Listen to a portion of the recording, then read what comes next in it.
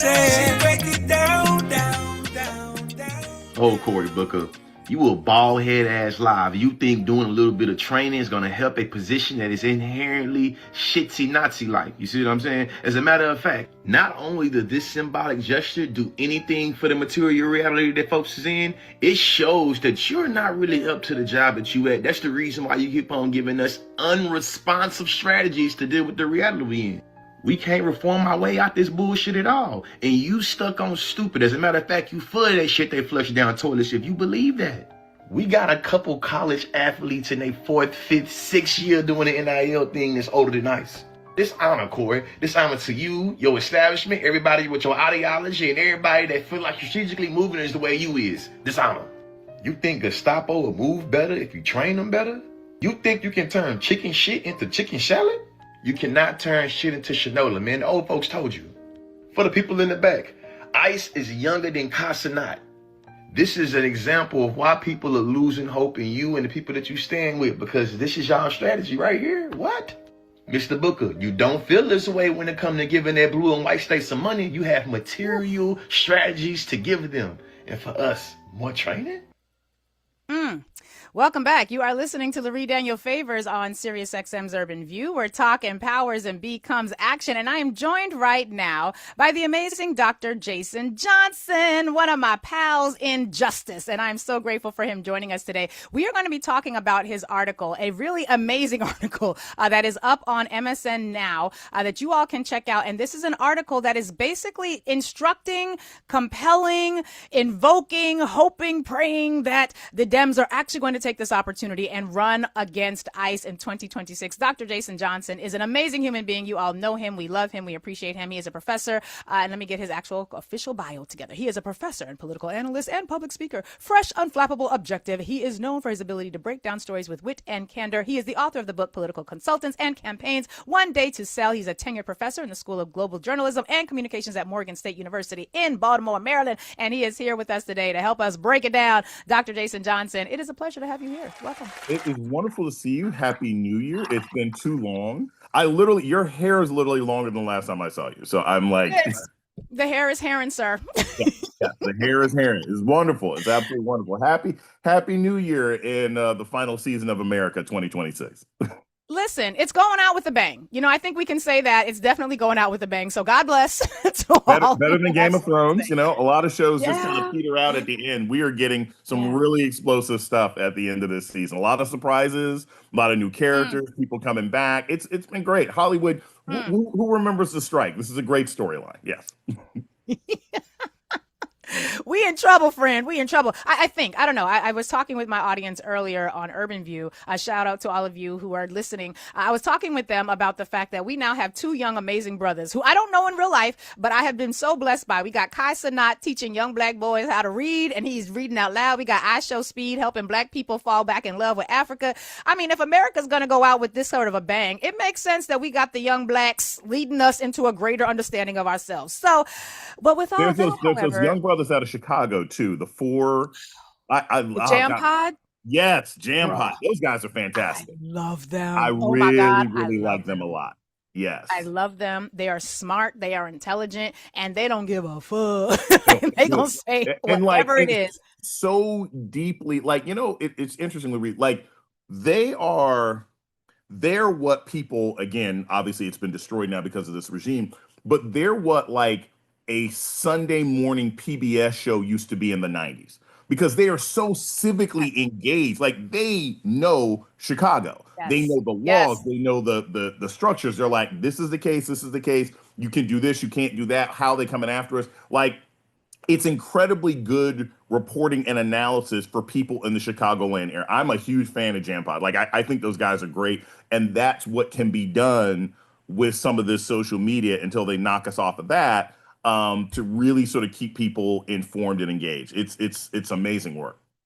And I got to be honest with you, in light of all of the sort of black men are not going to support the party and the black men did this, that, and the other, it's been really nice to have young black men be like, we not paying attention to nothing that you're saying right now because we too busy being about our business and handling business within our community. I love it. I love it. But those young brothers, they doing some things. And so what is that phrase? The youth shall lead. The youth are definitely leading. Now, Dr. Jason Johnson, you've already referenced the 90s. So we are all clearly that you and I are a part of the Gen X reality. Yes. Right? So while we are being led by the young, we are also looking with a bit of an eye towards what is happening in the nation right now. And in your article, which is entitled, I want you all to check this article out, Democrats Need to Run Against ICE in 2026. The reason we started with another young brother, consciously, I actually don't know how young he is, but we started with his clip because he is criticizing what Cory Booker has just put forward, which is legislation that is going to handle what's happening with ICE by asking for better training. And that sort of falls along the lines of, a strongly worded letter and a wagging of the finger, which is to say that it's not really doing anything at all, particularly when people like myself have been really postulating that ICE is not like Gestapo, ICE is not like secret police, ICE is slave catchers. Like, this is a whole ass slave catching operation. They are revitalizing the legal framework of the slaveocracy. And in your article, you really tackle this idea that Democrats should be running proactively against ICE. Talk to us about why. So we start back in 2018. The first people who were talking about abolishing ICE were AOC, Bernie Sanders, and Elizabeth Warren. It was back in 2018. And in 2018, that was some crazy loony left stuff. How dare you run against ICE, et cetera, et cetera. And that was 2 years into the first Trump administration.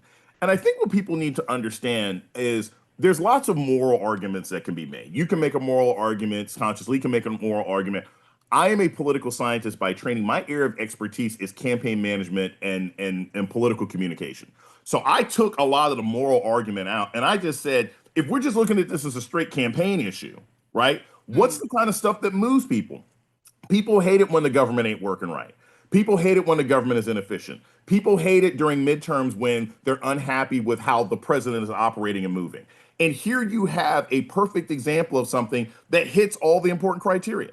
Right? In 2006, people were unhappy with George Bush and they were unhappy with the war in Iraq and they were unhappy about being lied about. And the Democrats ran against that. In 2010, you had a lot of people who didn't like the fact that there was a black president, who didn't like the Affordable Care Act. They all love it now, but didn't like the Affordable Care Act in 2010 and didn't like the website that we had to use. And so people ran against it. There are ways that you can get big swings as long as the out party is willing to be committed. And that's where ICE is. You have an organization, Kai Cenat mentioned, I'm like, again, context, ICE is younger than Netflix. It ain't that deep. Wow. Right, exactly. Like it's not like there's some deep relationship that Americans have. I mean, it's hard to run against cops, right? Because everybody's watching Law and Order. Your mama watches Law and Order and Reno and 911 and all these different things. There is no ICE TV show. There are no ICE heroes. Most people don't even know what ICE does. So if you cannot run against an organization that is failing the public, wasting money, making people unhappy at the same time that it's being run by a president that's not popular, then you ain't really an opposition party, you're an enabling party. Ooh. And that, my friends, is what we call bars.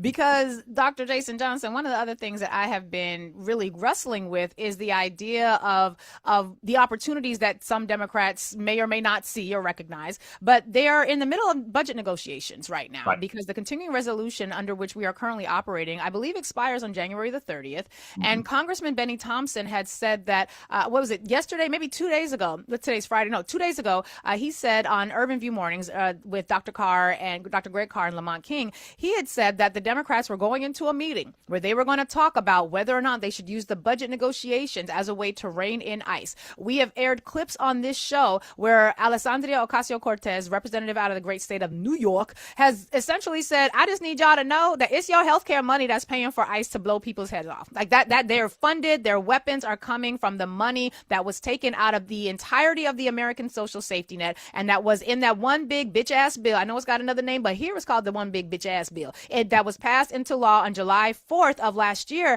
And all the money that we no longer have to be able to afford childcare, to be able to afford food support, to be able to afford any of these social service programs that our community in particular also relies upon. Not that we rely on it to the exclusion of anyone else, but we are very much a part of the groups that benefit from a lot of those programs. They took the money from that, gave it to tax cuts to the billionaires and to ICE. Yeah. So am I correct in believing that we are paying ICE with money? We no longer have health care.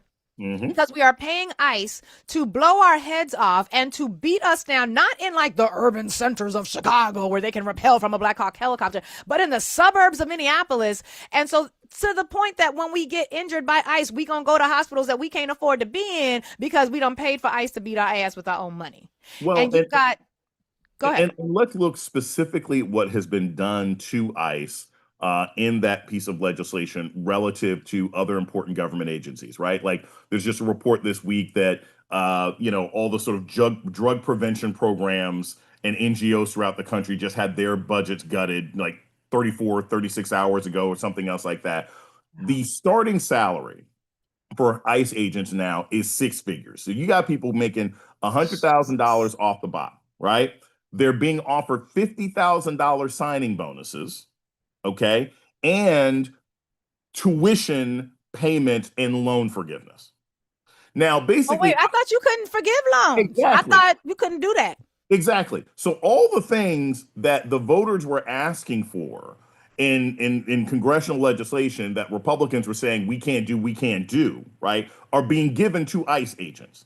While at the same time, and I don't know how many people were paying attention to this, and there's links to it and highlights in my article, you go back to, say, September, October of last year, there's a great article in The Atlantic talked about the fact that they're so desperate to recruit all these new agents for ICE, right, that the standards are now garbage. These guys can't pass basic physicals. The physical test was you're supposed to be able to run a mile and a half and do 15 push-ups and 15 sit-ups in like 15 minutes, right? They can't pass that. So they've been like lowering the physical standards. They were having like a 30-something% pass rate for an open book test to be an ICE agent. There's a reporter from Democracy Now! That just has a story that's up. You can see her story on Instagram right now talking about the fact that she went in to try to get recruited by ICE, right? I'm sure you talked about this, Lurie. And she was like, these people didn't do any background checks on me. The website was saying that I had been vetted when I hadn't been. They're talking about we're going to try and get you out on the street with a gun as soon as possible. They're not even doing good government, right? They're not doing good government. I can make an argument as to why we need police. I can make an argument as to why we need firemen. I can make an argument as to why we need teachers and why we need EMTs. There is no functional argument for ICE, and they are wasting your taxpayer money, and they're shooting people, and they're disrupting business. And here's the thing, Lurie, and this is so important when people in our community sort of talk about this as a whole. There's no imagery of ICE doing a great job. Like, where's the big ABC nightly news story of ICE? Because think about it. It's immigration and customs enforcement. Now, customs enforcement is a real thing. When's the last time you saw, with all these new recruits, when's the last time you saw ICE, take down a warehouse of contraband cigarettes? I haven't seen it. Not once. When's the last time you saw a video on CBS Nightly News of ICE, interdicting a boat coming off the coast with fake Louis Vuitton bags, right? That's customs enforcement. They're not even doing that. They're grabbing guys off the street for selling elotes. You need 7 cops, 7 ICE agents to take the street vendor down. My personal favorite is when you see them, grabbing people in the courthouse as they're getting their paperwork done. Right. And so what's particularly offensive is it's bad government. Now, nobody has a problem running against the IRS, and nobody has a problem running against the Department of Education, and nobody has a problem running against this government agency or that government agency. When I asked Ken Martin directly, I was hosting on the Beat with Ari Melber, and I asked DNC Chair Ken Martin directly, I said, hey, and this was in October, I said, why don't you run against ICE? And he gave me word salad. Now we've got 2 people, a man that shot in LA and a woman shot on camera 2 weeks ago in Minneapolis, and you still have Democratic leadership dithering around saying, Lurie, I actually think saying strongly worded letter is more complimentary than what that really is. It's some bullshit. Yeah, you're just trying to train people to do their jobs better. We saw 15 years of this when it comes to police. They need better training. It's not a training issue. Quite frankly, it wasn't. It's not even a body cam issue. No, it's a police culture issue. It's a police culture issue, and it's a racism issue, because when we recognize that policing culture is still rooted in the slave patrol ethos and mindset that was its origin story, what we realize is that I have yet to find anybody who could effectively train away racism. Right? Like I remember when we had those implicit bias tests, Jason, and they were so excited about implicit bias and now they could measure implicit bias. And I was like, well, if you've got the ability to measure someone's levels of racism, and if I'm a new police recruit and I'm in the academy and you give me this implicit bias test and I demonstrate I am very anti-black in my biases and you still place me to patrol in a black community, the fuck? Like that number one, this is a situation where you willfully are putting people in communities that you know they're going to be harmful. If you were effectively going to be using implicit bias tests, you would use that to determine you can't be in a black community because you are going to cause problems. You are going to be a risk to the health and the safety of that community. But they weren't even doing it for that. It was like, oh, we can measure your levels of racism. Now go. And so I don't know that we have seen any effective ability to not just train away racism in the heart of somebody who is fully committed to it, but we also have, Jason, this reality where we have for years, decades at this point, been informed that white nationalists view militarized operations, the armed forces, police precincts as wonderful opportunities, not just for recruiting, but for training. Yes. And so I don't know what a Cory Booker is thinking right now. I asked a question earlier this week on my show, which was basically, are the Democrats going to fund the slave catchers? Because we got to be clear, slavery didn't just happen because white people wanted to create racism as a thing. Racism was created to justify enslavement, but there were banks involved. There were insurance policies involved. There were loan products involved. There were mortgage repayment plans. Yeah, we got like a 30-year is our standard 30-year mortgage repayment plan. You had mortgage plans and terms for the purchasing and the leveraging of enslaved African bodies to secure financial resources. That is a systematized thing. And I'm wondering what we, the people, need to do to make it clear to my state senators, Chuck Schumer, my congressional representative, Hakeem Jeffries, the Cory Bookers of the world, that if you really think that debating whether or not you should fund the slave catching operation of the Project 2025 era is a reasonable form of discourse, I love what you said. It's not about being an opposition party. They're an enabling party. Yeah. I mean, like you're just you're not doing your job. And it's a very simple slam dunk. And I say this for people who may question this. Like I said, I am fully aware as a political scientist that in 2018, this was considered a crazy radical idea. It is not now. It is not. And it's primarily because of what ICE has actually done and the fact that most people can't see any benefit to it. And ICE is not Border Patrol. Border Patrol is a completely separate issue, right? Like, that is, there is an objective way that you could say, especially if you live in Arizona and you live in Nevada and you live in Texas, if you are at the border and there are people, you have coyotes, you have human smugglers, and you have people desperately trying to get here, it makes sense for you to be armed at Border Patrol, okay? It does not make sense for you to be armed in the Home Depot parking lot. It does not make sense for you to be armed going into a courthouse where, remember, you're not allowed to bring weapons into a courthouse. Why you got to bring guns into a courthouse? People there aren't armed, right? There's no reason to bring arms into random suburban neighborhoods. So none of this has any sort of practical government value. But what I will say is this, there has to be a leadership change. When people vote this fall and it's funny, I was talking to a colleague of mine who's usually way more pessimistic than me. He was proclaiming that Jasmine Crockett was going to win and that this was going to be a huge sweeping year for Democrats. And he is far left of me. And I was shocked to hear what he was saying.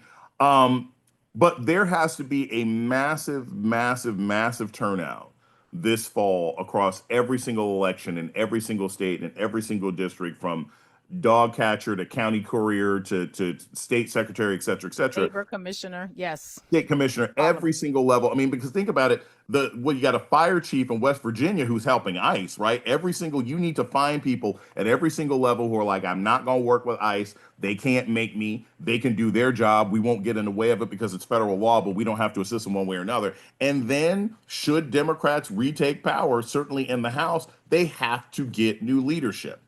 They have to get new leadership. And I say this as someone, look, I have met Hakeem Jeffries. I've probably interviewed the guy before. I've certainly been in the room with him. None of this is personal. I hate the fact that we have to say this. These are elected officials. Ain't none of this ever going to be personal. But at the end of the day, what the polling seems to suggest that the people want is actually being thwarted by the leadership of the party that claims that they're the pathway to get there. And that's a problem. We saw this 6-7 years ago when majorities of the American public and polarity, sometimes upwards of 50% of Republicans, were saying, yes, Gun control is necessary after Parkland. You should have to wait 7 days. Basic background checks. Let's get rid of the gun show loophole. These were things that even Republicans wanted, and their own party stood against it. Now we have a situation where more Americans want to abolish ICE, not reform, not change, not revise, not give a new paint job, not put under new management. More Americans want to abolish ICE as an agency than want to abolish the IRS. My God. The IRS has a 120-year head start. Okay. But more people want to abolish ICE than the IRS. And the leadership of the Democratic Party is saying, well, maybe we're not sure. Maybe we'll just fund them in a nicer way. That has to change, and there has to be new leadership.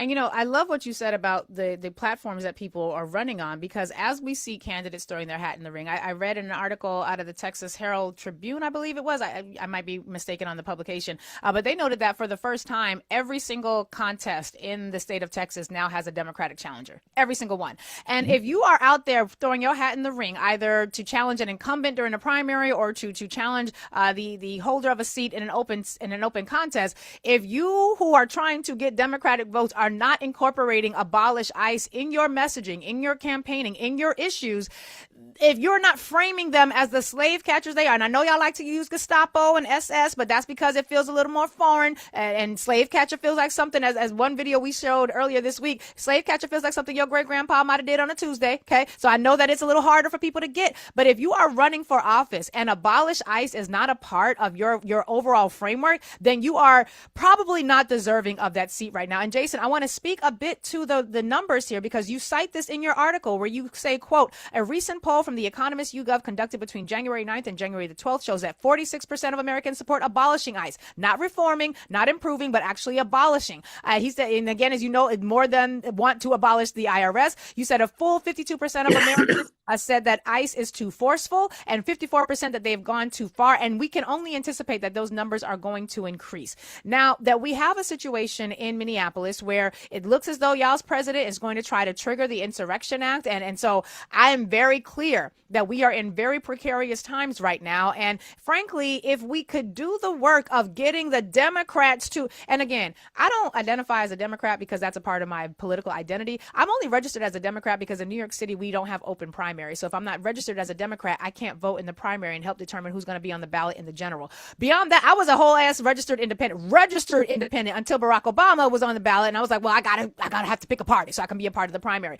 But right now, I need people to realize we are very close to the invocation of an act that will give really sorts of unlimited power to a president who, quite frankly, is already exploiting power that he doesn't actually have, but he has because people are defaulting to him. So we are going to need people to have your back straight as you walk out and talk about the fact that we will not fund the slave catchers of this era. Now, that language might be offensive to you, but guess what? I'm also the person who said defund the police. I'm not the only person who said it. I'm one of many people who said defund the police. That was a really radical comment at that time. But had we done it then and reallocated resources from the militarized entity of the state into the social service programs that people need, we wouldn't be in this situation right now. We would not be here right now. So, Dr. Jason Johnson, as always, you've given us a lot of things to think about and some good content to navigate. But when you say the leadership has to change, and this will be my final question, when you say the leadership has to change, once the Democrats have secured the House, what sort of public pressure does that look like? Because we can pressure people to vote a certain way.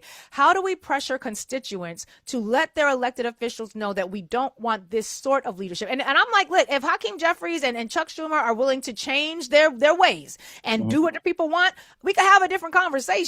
But as of this point, oh no, how do we actually pressure the leadership? What I see them consistently doing, and Schumer has been this way for decades, but what I've seen out of Jeffries is not just consistently sort of capitulating, but even sort of in symbolic things, going along with an imaginary constituency that's not his constituency from New York and not the Democrats' constituency generally across the country. He doesn't seem to be tapped into what Democrats and Democratic-leaning voters actually want, right? Even his interactions with Mamdani until the last minute, it's like, what are you doing here? This seems to be somebody who's popular. Why are you waiting so much, et cetera, et cetera? There's a lot of real problems there. I won't refer to him in ways that laymen refer to him, but I'm sure you know the nicknames. for various reasons. And so what I see is, as a constituent, what you do is you ask congressional candidates. Look, there were people who ran in 2018 and 2020 and 2022 saying, if I get into Congress, I will run against or I will not vote for Nancy Pelosi to be leader. You can ask that question during the primary. You can say, hey, what's your position on ICE? You can say, hey, what's your position on Hakeem Jeffries and leadership? And make people commit to those sorts of things in advance, right? That actually can be done, because what concerns me and should concern everybody is that even if the Democrats were to retake Congress, as long as you have leadership that is going to stand in the way of the policies that you want, right? We saw this in a certain extent with the government shutdown. We saw this in Texas. So y'all gonna flee the state to make a symbolic gesture, but you did nothing about the rewriting of the districts. You lied. You lied to your own constituents by saying, we're going to hold out until blah, blah, blah. No, you didn't. You held out for a week and a half, and then you tried to tell everybody it was symbolic gesture. Symbolic gestures don't give me my voting rights back and don't give me back the district where I had leadership that represented me. A government shutdown that goes for 43 days where you essentially get little or nothing, because I believe that these votes that have happened about healthcare, that was going to happen anyway. Everybody was going to worry about healthcare, and the Republicans were eventually going to flip. You have to have new leadership. And I'll say this real quick, Lurie, because it's a history thing people need to understand. This should happen in every political party about every 20 years anyway, right? Around 2010, we saw this happen with the Republicans when all those Tea Party, pre-MAGA people came in and they got rid of Eric Cantor, and they made it almost impossible for John Boehner to actually run Congress. It was a bunch of crazy kids in the cafeteria. You need Paul Ryan.